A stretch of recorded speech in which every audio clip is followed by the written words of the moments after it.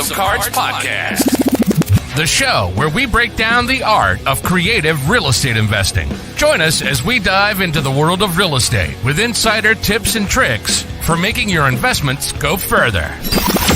From buying with no money down to flipping properties for profit, we've got you covered. Plus, stay tuned for expert guest speakers who will share their knowledge and experience in this ever-changing market. So grab a seat and get ready to learn the secrets to success in real estate investing. And now, from Alaska to New York, your hosts, Chris James and Jesse Stanton. What's going on, guys? Good morning. What's going How on? are you? Yeah. We got to get that changed. I was literally thinking the same thing. We definitely got to get that changed, man. Or is it going to be from Florida to Florida? It's going to have to be like from Orlando to Kissimmee. Your hosts. Oh, that is hilarious. How's your day going this morning, man? Good, man. Good. I just got back from the gym. I spent a little bit longer in the shower than usual. That sounded weird. Not for the reason that some of you guys might be thinking. I had a really neat opportunity yesterday. I was able to. I'm going to be on the TEDx talks, and for those of you guys that don't know, they have 41 million subscribers or something. It's like the world's biggest stage. And so I'm just prepping for a TED Talk. So I was just in the shower thinking, about just what I'm going to be talking about and just kind of rehearsing and yeah, man, it just got off to some good vibes. It's been a good morning so far. So how about you guys? Well, I guess it's afternoon for you guys. Yeah. Angel's had a full day already. Angel's gone swimming and done all the things. Spent 90 minutes going through her 80s playlists. I did. I had a fantastic morning. Absolutely fantastic. And that usually happens following a rough night. So glad I had it. I'm back on track and having a great day. Good. Well, you look like $1 million, both of you guys. You look like you got some well-deserved sleep. That's how you guys look. You can think. I wish that was the case, but thank you. Pansy and Alan, thank you guys for being here. Appreciate you guys. For those of you guys that don't know, we got some really amazing announcements today. Angel was able to come on today and help us with these announcements. So these are a little last minute. If you guys wouldn't mind, take a second, take a screenshot, go post, go share with somebody and tell them they need to be here today. Because this is something we're going to be talking about. We don't really talk about too often, actually. I would almost say next to never. Yeah. But it's probably the biggest topic and conversation that people need to understand when it comes to growing their business. I mean, Devin, what's going on, my man? What's going on, baby? Good morning or afternoon. Thank you for being here, man. But hey, real quick, as you guys are coming in, we have a really, really big announcement and topic that we want to discuss today. And like I was saying, it's probably single-handedly the biggest thing that anybody needs to know when it comes to growing their business. And ironically, it's the thing that I don't see anybody talking about or focusing on when it comes to their business. Angel and Chris, would you agree? Any thoughts real quick? No, I could agree more. Absolutely not talked about enough. Yeah. Not just within real estate, just I think in any business out there. Mm-hmm. It's something that a lot of people don't even realize, okay, wait a minute, let's take a step back. How is the business actually running? And from a lot of successful entrepreneurs in general, from Grant Cardone, Pace Morby, you can name all of them. Let's be honest. The glue is surprise. So big announcement coming up. You guys are not going to want to miss today's episode. Like I said, just last minute, we were able to get Angel in here today. Angel, so thank you for being flexible. Thank you for jumping on. This is going to be a really great conversation. If you guys don't mind, if you guys can help us out because this was last minute, go take a screenshot, go make a post, go tell people that today, this episode, they are not going to want to miss. I can promise you that. Well, you guys are doing that before we get too deep into this. And thank you guys for all your help. Everybody willing to go and make a post. help us get some more people in here today. Thank you guys. Thank you. Chris, Angel, is there any updates, anything that's happened throughout the week, anything you guys would like to share, anything that's happened to you guys, anything that you guys have learned or come across that everybody should know while we're kind of waiting for everybody to kind of come in here a little bit? I actually learned a lot being in Florida. It's so funny. So as everyone already know, I definitely talked about a little bit about this topic in the Siler mentorship. However, guys, moving to Florida from New York, let me preface, from New York to Florida, it's a totally different ball game. And experience a hurricane or a tropical storm, whatever you want to call it, within the first 30 days or 45 days, however long it was. It's something unreal. Like you always hear about it, right? You always hear about it on the news. Pray for this, pray for Florida, or people are always marking each other safe and all that good stuff. And I'm like, shit, where's my tab? I want to mark myself safe. I made it through. But it was pretty neat. I want to say it was pretty neat. It's just I learned a lot during the experience because that was my first time I experienced something like that, right? And it was a little nerve-wracking. Like, damn. Not even within 45 days, we got a hurricane. And not just that, I was actually on the phone with Angel and Jesse, guys, when I was going through this. I was in Walmart in Florida. It was so busy. And I'm just strolling around, like just looking for my, basic stuff I need. And also I'm like, why is it so busy? It's so crowded, so busy. People are out on it. You'll think that World War III is about to start. I'm just moseying on the phone, just talking. Let me get a pack of granola bars. Let me go down and grab some Lay's. Why is everybody treating today like Black Friday? Like, what the hell's going on here? That's exactly how it felt. Like you'd have thought something was going on, which it was. It was literally 48 hours before the hurricane came. I'm like, and I didn't realize it till after the hurricane came. I'm like, damn, that's why everybody was so much in a rush. It was so much traffic, and me, I'm just, I'd be like, another day. But going through that just experience, it was nerve-wracking a little bit. We did lose a little power. I was trying to stay strong for my son, and I didn't want him to see the fear. Like, damn, I don't know what's going to happen, but we did get through it. I know what not to do, and I know what to do next time. So it's pretty neat. Thank you for everyone who reached out and just, see I was live. So I appreciate that. Even though I believe you said I tried to kill you. I wasn't going to bring that up since we're live. So this is great. We got a lot of eyeballs. We got a lot of evidence. So Angel tried to kill me, guys. And during the storm, it was actually pretty interesting. And literally going through, so when I lost the power and all that good stuff, the rain was coming out significantly. The wind was blowing. You could literally feel the house moving and stuff. I'm on the phone with Angel. Now, I'm just going to preface with this. Just look at the color of my skin and look at the color of Angel's skin. She tells me to go outside and check the breaker. I'm like, have you seen The Wizard of Oz? That's how Dorothy and the Toto got in the damn tornado. I'm like, you gotta be kidding me! Like, and in my head, like, okay, let me try to go outside. I'm like, wait a minute, what I'm doing? Why I'm trying to go outside? But it was long story short, I went out there. I can't say I did. I went out there. I'm like, let me try this. And you're still alive. Still alive. Absolutely right. I told you, if I was ever in a movie, this black guy would not die first. I promise you that. But all seriousness, for those who may have lost a family member or friend during a storm, I am very sorry. We did when I turned the news on, finally, I started watching more news ever since I actually moved to Florida. We did see that people did lose their kids. People did lose like loved ones, pets and all that good stuff. So prayers go out to all you guys. I just wanted to mention that specifically because, although I'm joking around about this stuff, at the end of the day, it's serious, right?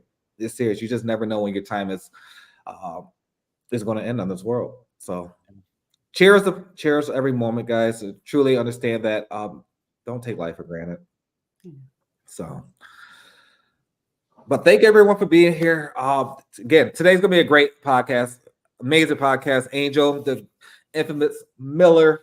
I call her a different name every single day. I think she's and she literally just go with the flow. That's so funny. One day I call her Angie. I'm like, who the hell is Angie? Like, I don't know. But let's just keep it going, right? I'll be Angie today.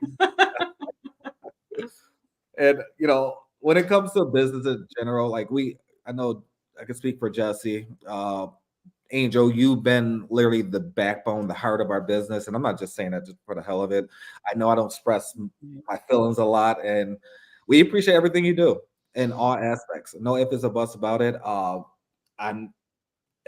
There's not enough words I can express for how much you do for us. and just ever I know I could speak on this personally, but ever since you came into like my life, I know you've been pushing me to like do better things and all this good stuff. And I'm pretty sure Jesse can say the same thing. That has made each a better person in general. Just that uncomfortability, right? It just we talk about that all the time, but we actually really experience it. I get like, damn, this is uncomfortable. She just pushed me. Like, do I do it, or do I, find an excuse not to do it? So we really appreciate that. And thank you. Thank you for being you. And I truly love the fact that you always are true to yourself. That's huge for me. That's huge. And you don't change up, and I love it. I love it. So thank you. Thank you. Oh, thanks, guys. Yeah, I appreciate that, because that's probably one of the hardest things to do in life is stay true to yourself and what's good for you. Always, people, businesses, things will come in and out of life, but you're always true to yourself. You're always going to stay on the right path. So that is truly one of the best things you can do for yourself. Yeah. So thank you that you noticed that and appreciate that, guys. I appreciate that. Yeah. Absolutely. So today's topic, guys, is more so, as you guys can see, is house cleaning operations announcement. What do you guys, I want to see in the chat, think today's episode is going to be about? Or maybe what the announcement may look like?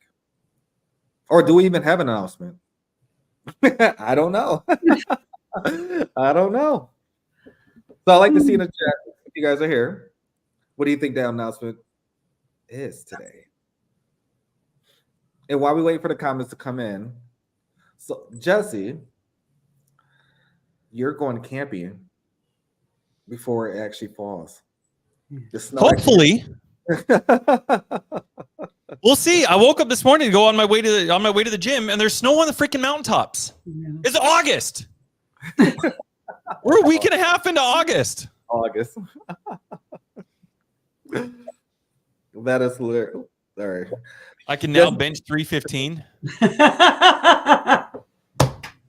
Was it because I cut my hair? Is it because I don't look like it? Did I tell you guys it? Did I tell you guys this?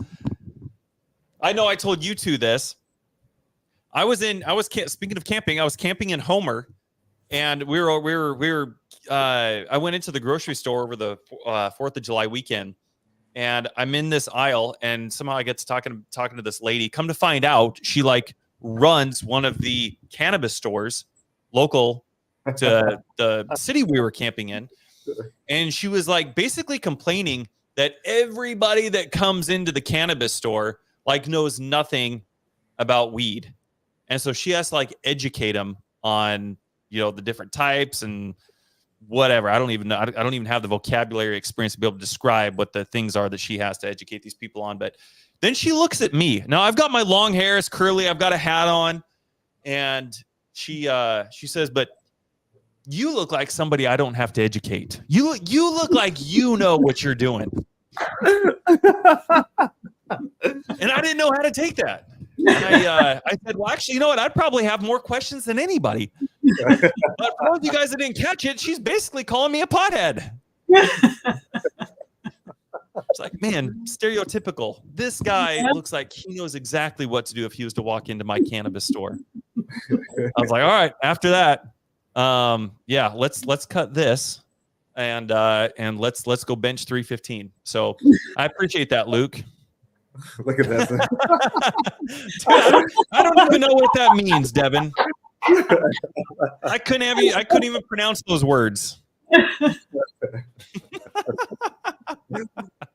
But yeah, we got snow on the mountain, so I don't know. We're contemplating going camping today, so we'll see what happens. I've gone twice this entire summer. I can't believe it's already over, dude. I've had so many people reach out to be on my salmon list who wanted me to go. I think I told you guys the beginning of the summer. I told everyone I'd made a big announcement in like April and May, the couple months leading up to summer. Guys, I do a lot of fishing. And I catch more fish than I'm going to eat this year. So if you want, what I will do, everybody who hits me up, when I go fishing and I have a surplus, I'm just gonna go down my list. I'm gonna call you and be like, hey, I've got fresh salmon. If you will pay to ship it, I will send you what I caught. I'll send you the fillets. So I got this huge salmon list, and then my truck broke. So Ram has had the dealerships had my truck all stinking summer long. So I haven't gone fishing or camping, but like twice this whole summer. I haven't done any fishing at all yet. So hopefully there's somewhere in that water. I got people to. Oh, Luke says he'll pay for it. Just send it, dude. I've got to go catch some first, man. I finally picked up my truck last night, so we might try to get out. So, yeah, we'll see what happens, man. We'll see what happens. But no, today we want to talk a little bit about operations and to piggyback on what Chris was saying, Angel. Yeah, I could spend the entire podcast just really expressing in very explicit detail the depth of gratitude that Chris and I have for you, and not only the expertise that you bring to the business and the major contributions that you make, but just honestly, like your friendship. I can speak for Chris. He and I have been just so stinking intentional with just keeping our circle small and the right people. And thank you for being part of that. We love you and we appreciate you. And for everybody who doesn't know, like, do you mind just taking a couple minutes and just kind of sharing some of your experience and how that's kind of led up to where you are in this moment in time?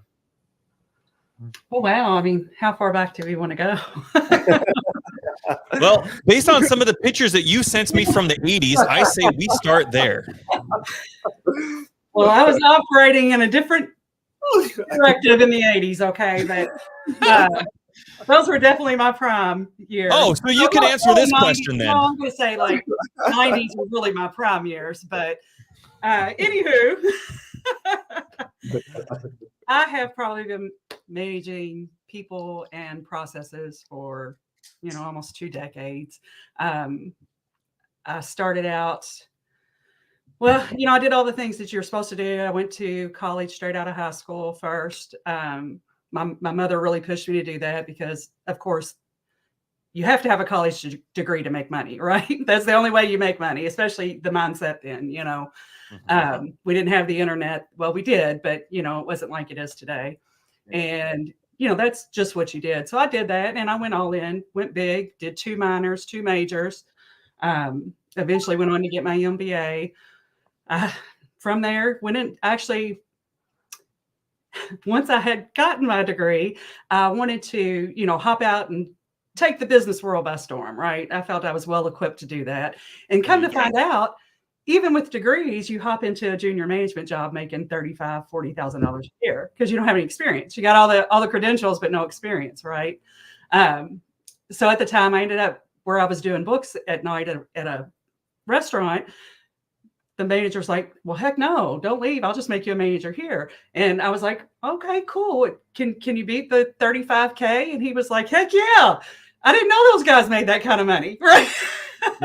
So I was like, early 20s making $60K a year.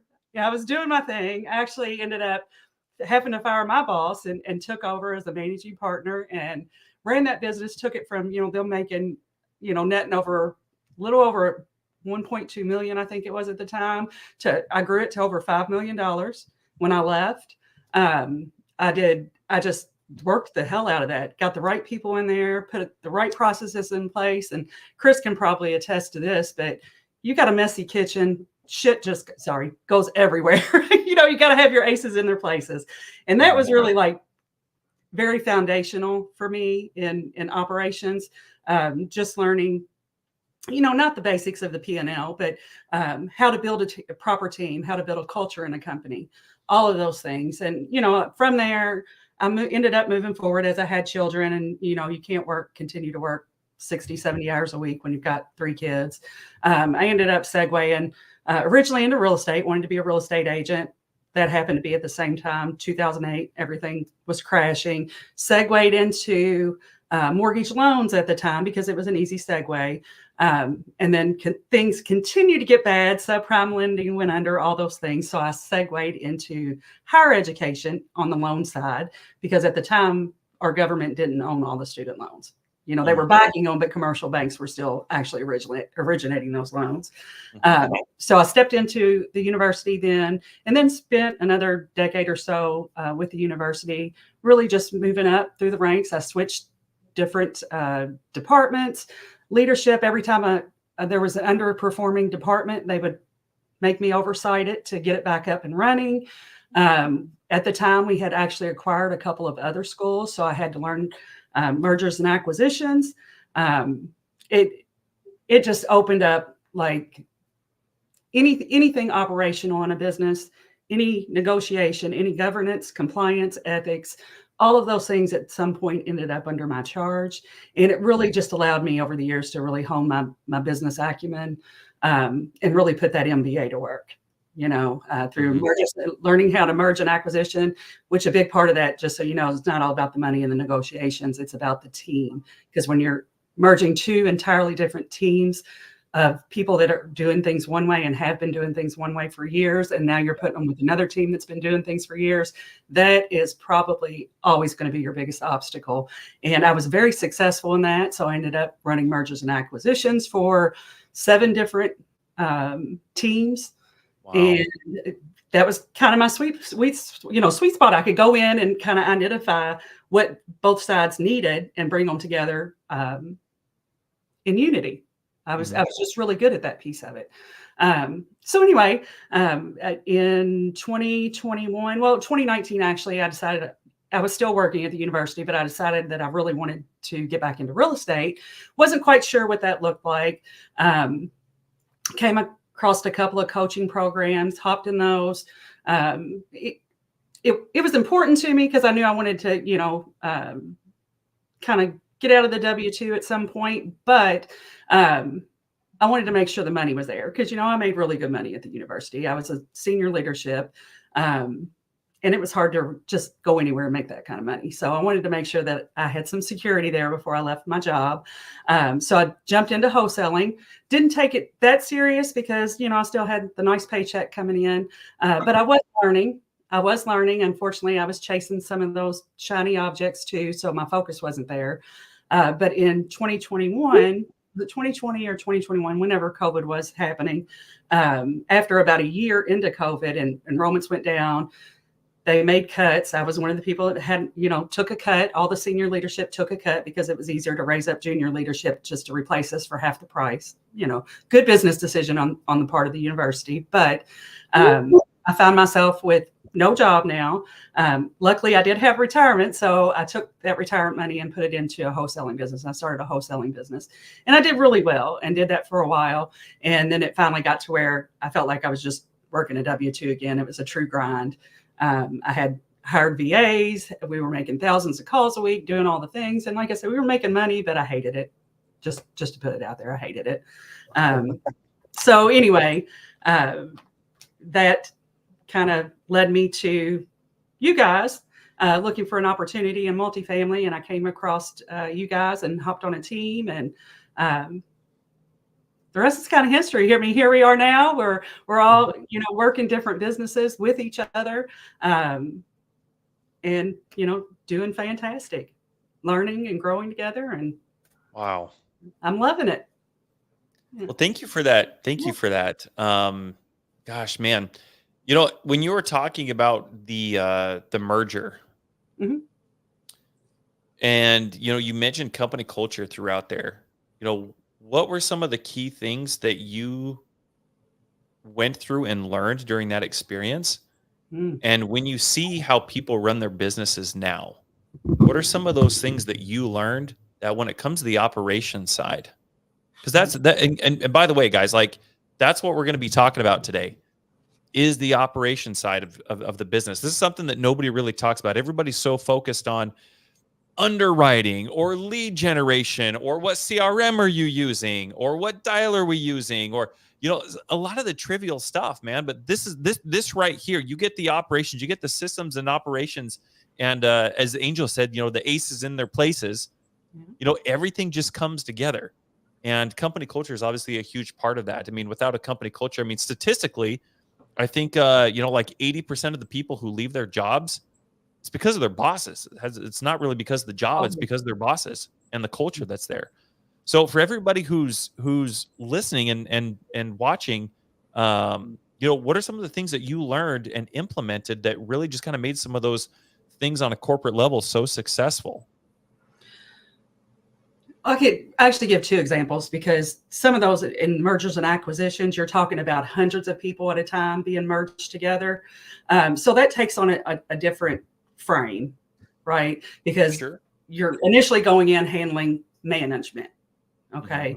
And then that has the trickle down effect. Whereas when I first went to the university, this might be a good place to start. When I first went to the university, they were, I don't know, millions of dollars in arrears on aid coming in, grants, all these things. And I knew that I was coming in. They basically scouted me because I had done it at another university. And my boss at the old university in his executive meetings with other university leaders had bragged on me really extensively. So another university guy comes in and scouts me, right? So I knew I was going into this, we had already had off-campus conversations with the president. He kind of told me where they were at, what was going on in the business. They needed what they needed my expertise in. And I knew that going into that, I was going in to basically fire a whole team, fire the management that was in place to do all the things.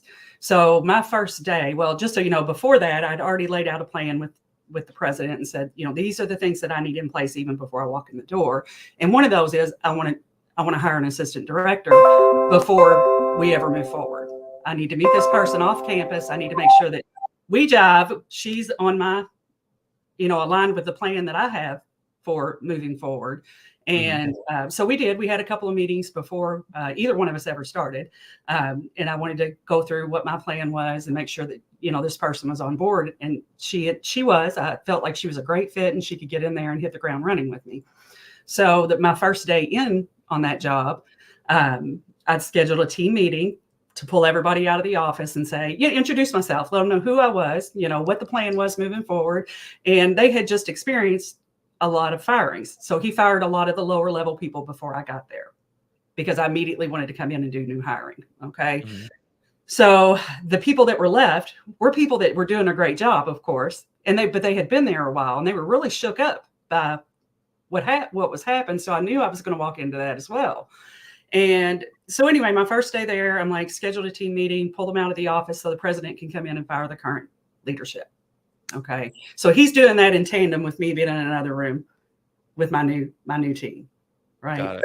And so while that's going on, I'm in the other room with the other team, just getting them pumped up. Hey guys, this is who I am. This is what I've done. This is where I've come from.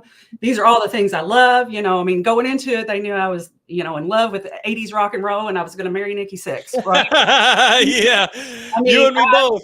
I told them everything about me, who I am. I wanted to really start to build that relationship right up front. I wanted to know that I was not, somebody they're going to have to call Miss Miller every day. I was Angel. I was part of the team. Right. And I'm here to help. We're gonna kick this thing's ass. We're gonna get back in the black, and we're gonna be profitable. All the things. So I'm having this team meeting, pumping everybody up, and getting everything going. And of course, in tandem, the guy, somebody's being fired. right? The leadership is in the other room being fired. So at the end of that, I was like, well, as we transition back into the office, I want you to be aware that X and X is no longer with us. But I have this person, and I chose this person, and the president of the university chose this person specifically because she was already in the university, not in a leadership role, but she had previously been in a role where her hands were kind of everywhere and everybody loved her. I needed that. That was the person I needed. So when I tell them we're transitioning back in here, you're going to have new leadership. You know, these people are gone, but this is who your new assistant director is. And when I said her name, they were like, oh my God, because everybody loved her. Right. Yep. So those are the things, guys, just on a little bit of a higher level, you have to think about when you're going in. And that's an example of when you're taking over a team or going into something that's not profitable or not performing, you know, how you have to pull people together to get them on, you know, you got to turn the Titanic around, get them on the right sailboat moving forward. And that's kind of how you do that. But when you look at it, even on a grander scale, it's working with management in the same respect. You have a lot of people, especially old time managers who've been in somewhere for a while, and they just don't, you know, it's their way or the highway. They don't want to change. They're not very agile or malleable, either one, you know, and you've got to get them in a room and basically duke it out. Let them say everything they need to say and then set the plan. So anyway, I was really good at that. I was really good at diffusing situations because a lot of people don't like confrontation, but sometimes you have to have that. And, you know, we do that as a business too. You have to have uncomfortable conversations with people. And it's okay when you have that. Sometimes you just got to stop, say what you've got to say and be silent. Everything comes out when that happens, you know? So you got to be able to push that button and then know how to also rein it back in and get everybody back on board in the right way. So I did that. That's what I did for a really long time. Managed, like I said, different teams, different processes. I actually went in and automated. They were old school. When I got there, they were still doing paper files and things like that. I went in and automated all that stuff. Got them, you know, up to the year 2000, thankfully. It was bad. It was bad. So, yeah, I mean, that's just kind of what I've done, you know, over the last 2 decades. And I just, you know, when you're doing the right thing, when it just comes easy. And that kind of thing comes easy for me. I have a good way of looking at a big picture. Mm-hmm. Like, I know this is where we're at and this is where we need to be. And all the puzzle pieces just kind of come to me, you know, and how to fit everything in there and all that. But, you know, again, sometimes when you want to plan big, you've also got to have big resources. So there are things you've got to understand how to build something on a shoestring or how to build something on a much more massive scale with massive resources. So I think a lot of people in this real estate arena find themselves somewhere in between. They're not quite shoestring, you know, they got a little bit of resources to put in to building great systems and great teams and great culture. And then you have people on the other end who do have a lot of resources, but they have no idea how to implement them properly. So, you know, that kind of led us here. And Chris and I know a lot of people that are probably watching right now are in our communities. And we had our mastermind back in June, of course. Everybody had a great time, but Chris and I wanted to take that extra step. About 30 days, Chris, into it. After the mastermind, we personally set up Zooms with each of the participants to follow up with them. Say, hey guys, how you doing in your business? Have you taken action since the mastermind? Are you doing all the things that we showed you to do? And if so, what's your bottlenecks? What's your stopping points? What can we help you with today?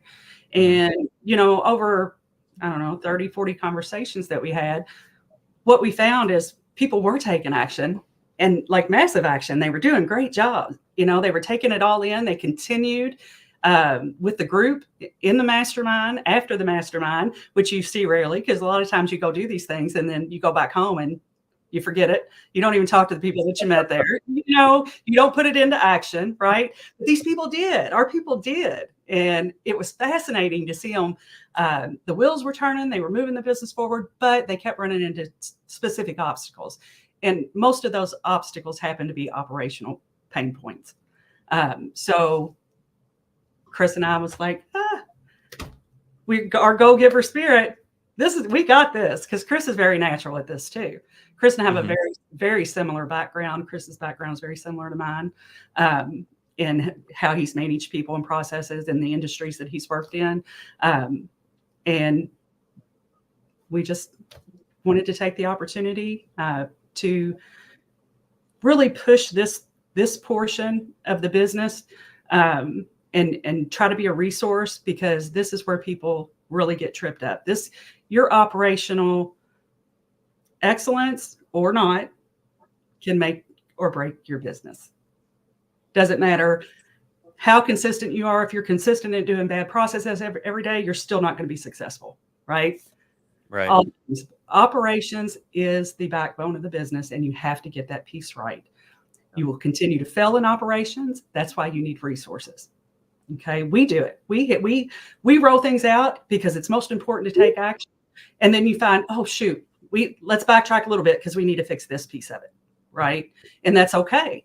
That's part of operations. That's part of failing forward. That's part of fixing the things in your business that are broke to make them better. So, thanks, Michelle. So that's where Chris and I kind of want to come in and say, hey, we want to create a community for operations, because it's one thing that people, in my experience, they're afraid to ask the right questions because they don't want to look stupid. Or they don't want people to know that their business is running that bad and they can't figure it out themselves, right? Yep. So we want to give them that opportunity to have a community where they can come in with, the same people doing the same thing every day and say, this is what I'm doing great in my business, guys. I want to share this, or I've really messed this up and I don't know how to fix it, right? And that's okay too. That's okay too. That's why we're here. We want to be that resource. So I don't want to give away too much, because I kind of want Chris to intro a few things, but I'd like to kind of move into how we're going to be a resource in that way. But I'd like to give Chris an opportunity to talk about that. No, you're doing well. Amazing. So that's a little bit about Angel. She went back 1941. No. But as you guys can see, she's amazing soul. She's pure. She's very rare to find. She's not for hire. Just throwing that out there, guys. You cannot poach me. Oh, Devin, appreciate that. Appreciate that, man. Yeah, that mastermind was very unique. I went to a lot of masterminds, guys. I went to several. When I say masterminds, from 3-day events, 2-day events, 4-day events, amazing speakers. But as Angel just said, like literally, a lot of people will go to events and then leave and don't take any initiative.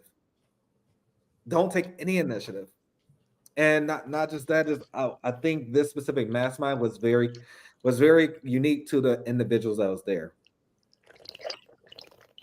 Like myself, Angel, Jesse, James, all the participants that was there, and all the speakers. We literally picked out those specific individuals because we wanted to make sure this was a unique experience. Not just on the speaker standpoint, but also for the VIP. The VIP, you guys know what happened. And plus, it's just the fact of you want to create what happens in Vegas didn't stay in Vegas. That's hilarious. Thank God. You guys are killing it. Yeah. It just, the people there, and a lot of people know this about me, I really like to truly understand what their business is, where I can just look at them and understand, okay, great. John Doe is going through this situation. Jane Smith is going through this situation. And I love the fact that everyone's very vulnerable and opened up to the fact of, they understand that it's okay to be transparent. It's okay to be vulnerable. It's okay to say, I effed up. And, I need some help pivoting. Is it the right partnership? Is it the right business goals? Like, it's a lot of different things. A lot of people don't realize they got to take a step back. And one thing I really learned from there is just not just learn, just understood the fact of everyone's really going to go through whatever they're going through, whether it's physical, financial, socially, mentally, whatever that looks like. Everyone's going through something. Let's be honest. Everyone in the world is going through something. They may not speak about it, but they're going through something. And to be in a room of about close to 60 strangers and be able to open up, it can be intimidating. Shit, I know it was like that for me a few years ago. it was very intimidating. I still don't like to share. I'm working on it. So that environment, and I kid you not, I won't ever forget it. It was something it was a unique experience where I literally took days to really jot down what everyone was going through and really understand exactly how I personally can really help them. Or can I not help them? Do I need to say, hey, Jesse, Angel, I need you guys to step in and help this individual because this is your specialty? So there's a lot of different things when we have these masterminds, these events, these kind of, just whatever, these networking, social planning events, whatever you want to call it. We always do it with very great intent and understand exactly who our audience is And what they need. 100%. Michelle Cindy. Because of the mastermind, I woke up on day 2 with a mindset shift that changed everything. That I can agree with. That I see. And this is knowing Michelle from many years.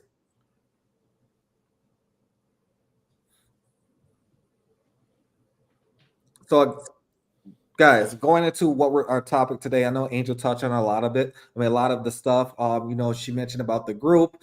Now, we created this operations group. We're Angel and I are doing a podcast. We're doing an operations rescue podcast. More so for everyone. Cater everyone's business.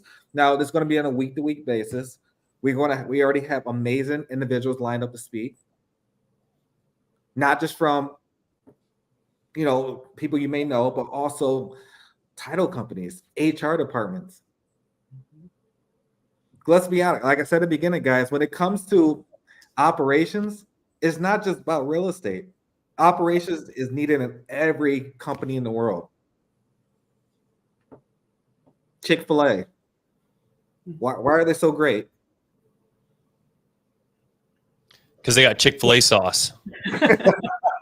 No, they are the epitome of operations. Every time I go, I kid you not, I never have a bad experience. No, I don't, and it's always my pleasure. Always my pleasure every time I go, and it's a wonderful thing to see that is working. Is working for Chick-fil-A. Mm-hmm. Why do you think McDonald's gets so many complaints? Burger King, Wendy's, and they've been around for a long time. Yeah. Now, I'm not saying Chick-fil-A don't have complaints out there, but it's very rare to see that, and it's because of their operations. And Chris, I just want to add to that real quick, because you made a really valid point. Like, Chick-fil-A is definitely like the epitome of operational excellence. But then you take McDonald's. Guys, we all know McDonald's spends millions of dollars a year testing their products, upgrading their machinery so that it can operate more efficiently. Yet they can't get service right. Yeah. That's a piece of the operations. And that's where McDonald's fails all the time. Yeah. So, it's understanding. I think Jesse had said on a previous one, it kind of talked about a little bit, but business modeling. You have to look, whenever you're looking to mirror your business, make sure you're doing it with somebody who has operational excellence, or you're going to end up like McDonald's instead of Chick-fil-A. right? Mm, Chick-fil-A, Such a good point. yes, they truly are operational excellence because they meet all the things on the checklist. It's not just the people, the processes, the service, all those things. They meet that all. Whereas other big people, yeah, ice cream machines. McDonald's is the worst. Right. Damn it, I get an ice cream every time I go to McDonald's. But that's a great, thing because they spend millions of dollars a year and they still can't get it right because they're not modeling properly off of somebody who's doing operational excellence. So just wanted to throw that out there because you made a great point, Chris. No, I think that's well said there. And one thing I do gotta say, Chick-fil-A did an amazing job not charging for sauces. Yeah. I was like, oh, you mean I can get more than one and I'd be charged 35 cents? And then they got smart and they said, oh my gosh, we can market this. And now they sell them in grocery stores and people buy the hell out of them, right?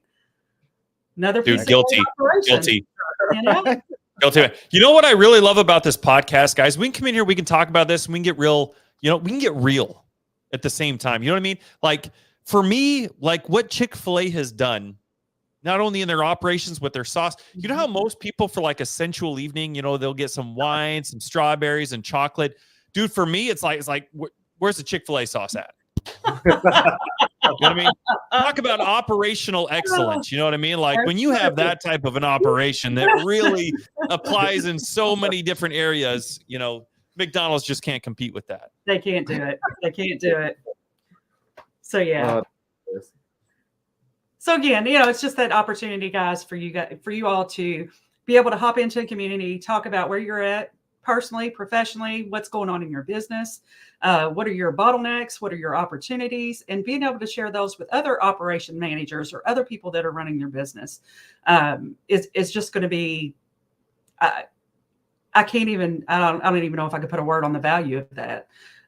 Because that's not something that you have every day. You have a lot of coaches out there and they can coach for a lot of things, but there's not really coaches out there for the operational piece of your business. So we not only do Chris and I want to take that charge, but we want to empower those of you who are doing business every day to come in and talk about it and share and try to work together to mitigate issues.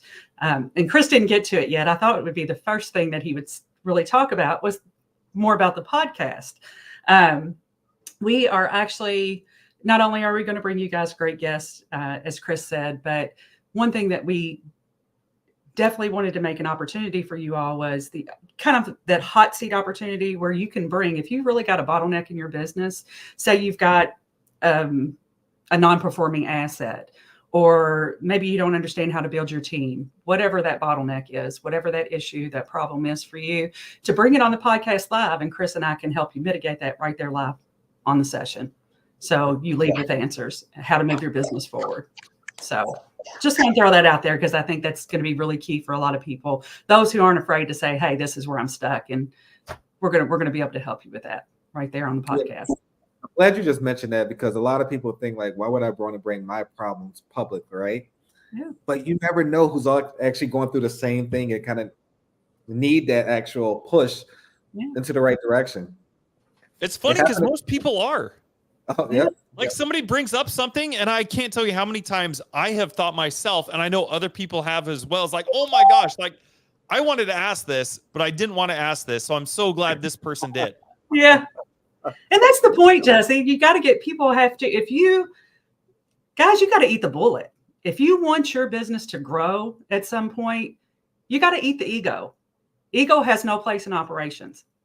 Okay. It honestly has no place in operations. You have to be okay with saying, this is where I'm stuck. How do I move forward? Because not everybody has that knowledge. I love entrepreneurs, definitely will always have the sweetest place in my soul because it's the hardest thing in the world to do. But you know what? You don't know everything as an entrepreneur. You know what you know, right? That's it. So until you can deflate the ego a little bit and come humbly and say, I know I'm doing great things, but I can't move that needle because of this. When you can get to that point, you'll see growth in your business. And that's that's what we're here for. That's what we want to help you do. We want to see everybody grow. That's the name of the game. You're not really an entrepreneur if you're not growing. Just want to put that out there. You're a dreamer. 100%. Okay? 100%. So, we want to open that up to you and help you. You know, collectively, Chris and I have truly decades of experience in this particular subject. And I would say we are subject matter experts. We've failed a lot, but we've also grown a lot. We've learned a lot. We've educated ourselves. And we want to give all that to you as a resource, free of charge, right? Bring your crap to the table and we'll fix it right there live on the podcast. You know, it's almost like I'm daring you. Please bring it. Let us see how we can move that needle for you. And we want to, we just want to be that resource. We identified that's really the biggest problem in our community after having tens of, I don't know how many conversations now. I know those problems are out there, and I know that's where you guys are struggling. So let us be that resource for you. You know, Angel, I'm so glad that you mentioned that, because I want to go back to that in case anybody didn't catch really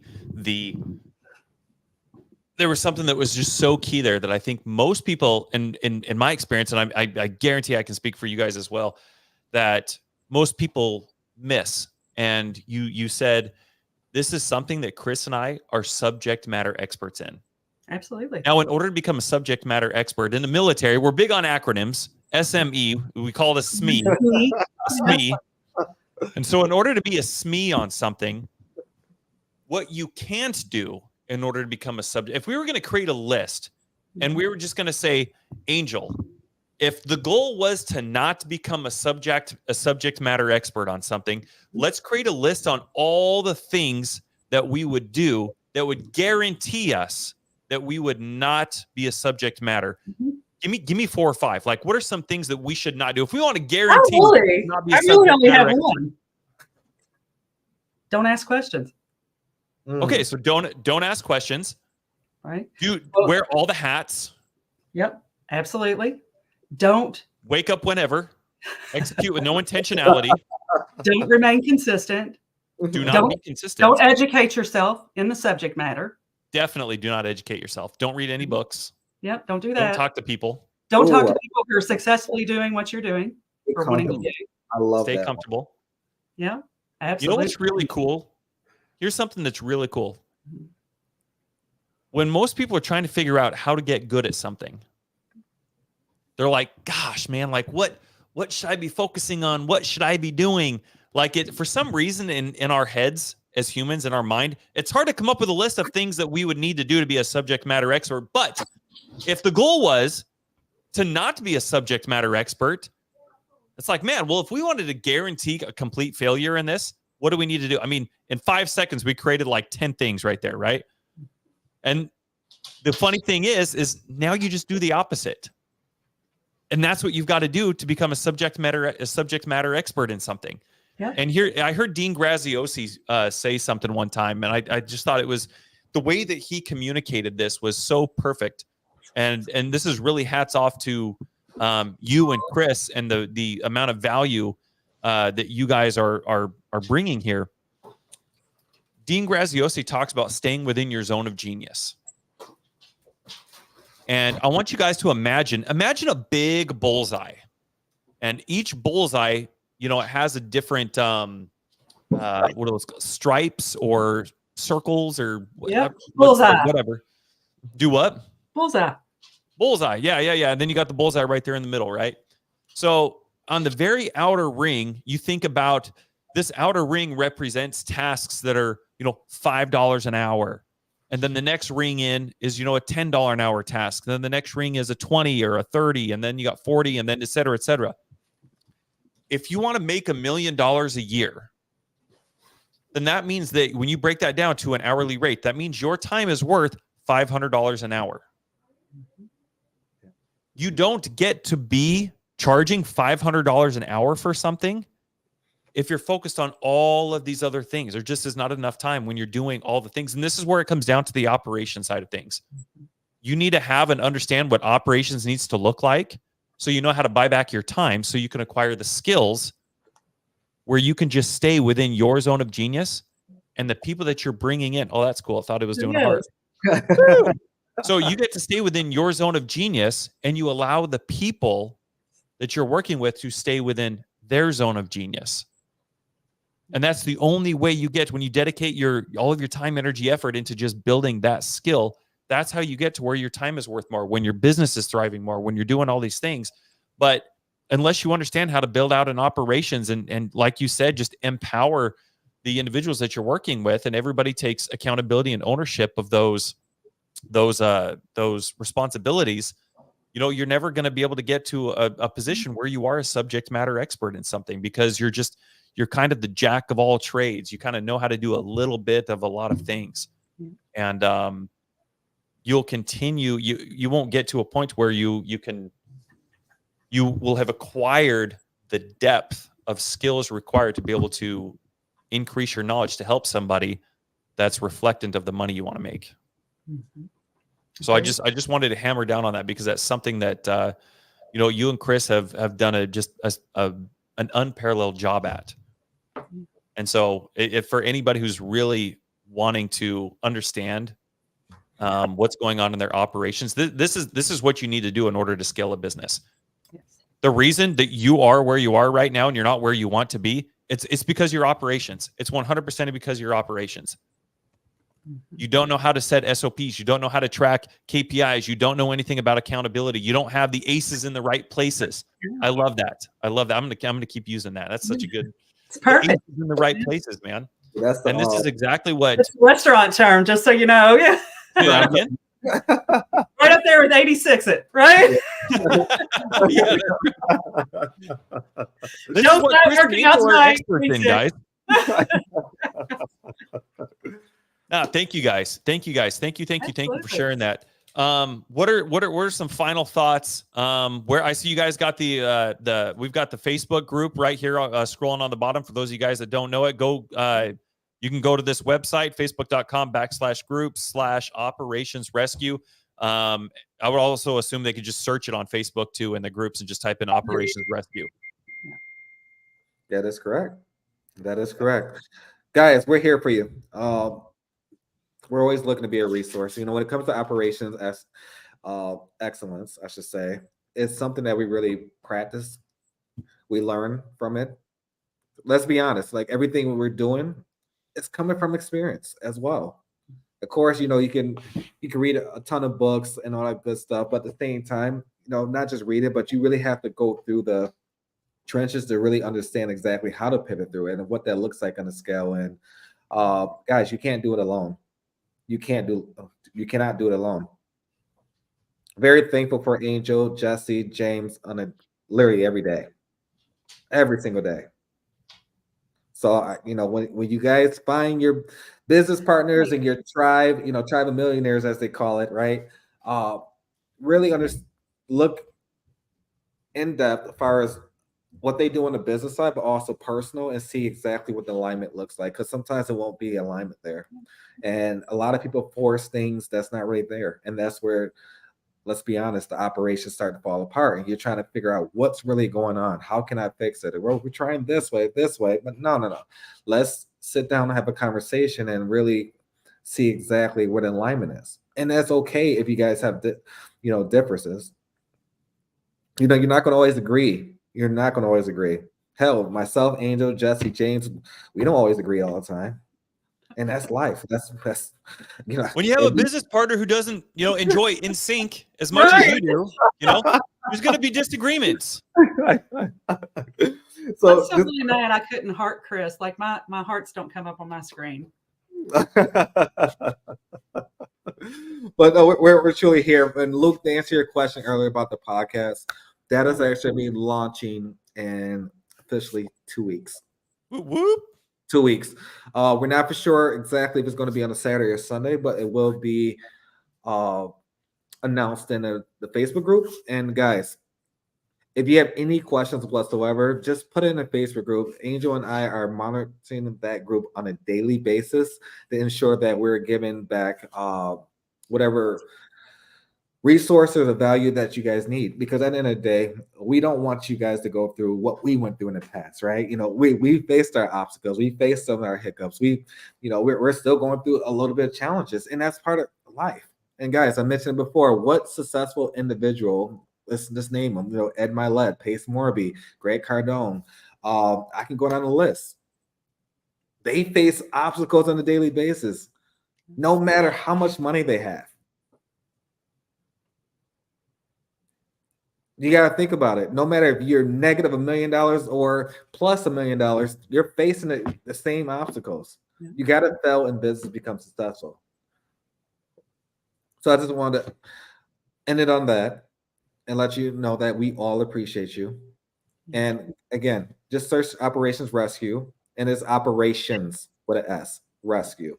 And guys, I just want to say, yeah, because we're just launching it today. So there's not, we're just opening it up today. And I'm going to drop an insight in there to kind of get things going. But please, if you're going to get in there, introduce yourself. Say what you're doing personally, what you're doing in your business, how we can help, how you can help others.